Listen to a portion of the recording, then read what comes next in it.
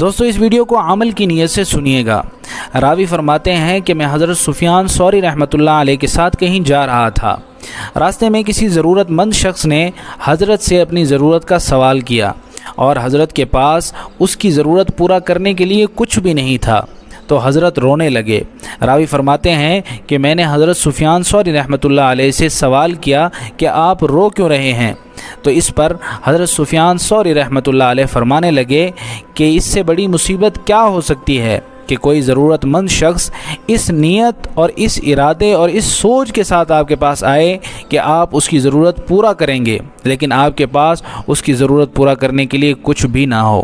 ذرا سوچئے کہ آج کل کے زمانے میں ہمارے پاس ضرورت مند کی ضرورت کو پورا کرنے کا سامان بھی موجود ہوتا ہے، لیکن اس کے باوجود ہم اس کی ضرورت کو پورا نہیں کرتے۔ اور اس دور اس زمانے کی کیا بات تھی کہ حضرت سفیان ثوری رحمۃ اللہ علیہ کے پاس